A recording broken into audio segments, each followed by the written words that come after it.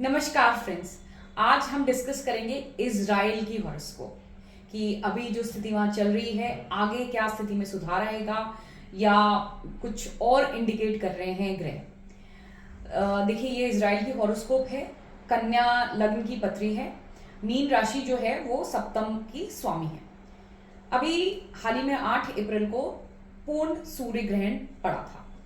जो ये सूर्य ग्रहण था ये इजराइल की अगर आप पत्री में देखें तो 7वें घर में सप्तम भाव में पड़ा था। अब जो सप्तम भाव है वो भाव है वॉर का। किसी भी देश की कुंडली में जब हम किसी भी देश की प्रिडिक्शन करते हैं उसके भविष्य के बारे में, तो सप्तम भाव को हम देखते हैं वॉर, युद्ध की या युद्ध की जैसी स्थिति में। और अभी हमें पता ही है कि इजराइल में क्या हो रहा है। तो ये जो ग्रहण पड़ा है, जो सप्तम भाव में पड़ा है, ये कुछ बहुत ज्यादा पॉजिटिव इंडिकेशन इजराइल के लिए नहीं दे रहा है। मंडेन एस्ट्रोलॉजी, मेदनी ज्योतिष, जो कि संबंध रखती है देश के प्रेडिक्शन से, उसका एक प्रिंसिपल है कि किसी भी कुंडली में, किसी भी देश की कुंडली में मंगल की स्थिति को जो है वो बहुत ध्यान से देखें। क्यों? क्योंकि मंगल जो है वो ग्रह है वॉर का, युद्ध का, मिलिट्री का, मिलिट्री एक्शन का या वॉर जैसी गतिविधियों का। तो अब आप इजराइल की कुंडली में देखें, मंगल जो है वो 12वें घर में विराजित है और 12वें घर से वो छठे घर को, जो कि डिस्प्यूट का घर है, उसको देख रहे हैं और सप्तम भाव पे दृष्टि डाल रहे हैं। सप्तम भाव जो कि वॉर का या युद्ध का भाव है। तो एक ये कॉम्बिनेशन बन रहा है। अब जो बहुत इंपॉर्टेंट चीज होती है प्रिडिक्शन में के लिए वो है दशा। तो अभी इजराइल की जो दशा चल रही है वो राहु की महादशा चल रही है और अभी जो है राहु शनि चल रहे हैं।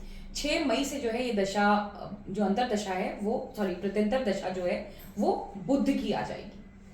अब गोचर देखिए, जैसे मैंने कहा सूर्य ग्रहण में जिसमें कि बुध का भी इन्वॉल्वमेंट था, और बुध का इन्वॉल्वमेंट इसलिए ज्यादा इंपॉर्टेंट यहाँ पे हो जाता है क्योंकि बुध जो है वो लग्न के स्वामी है।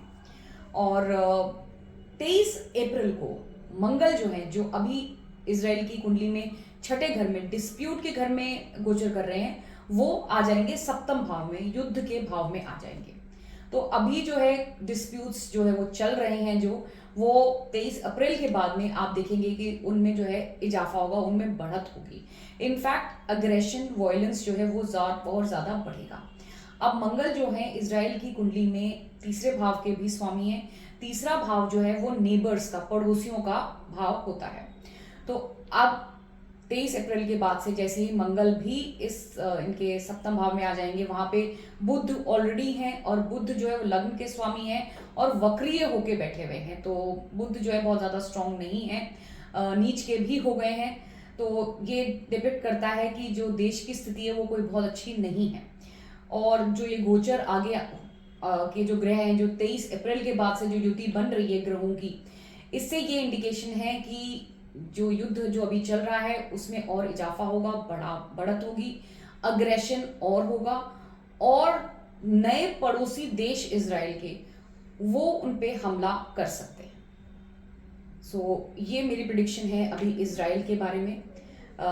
उम्मीद तो हम सभी ये करते हैं कि ये युद्ध जल्दी से समाप्त हो और देश में शांति बनी रहे। नमस्कार।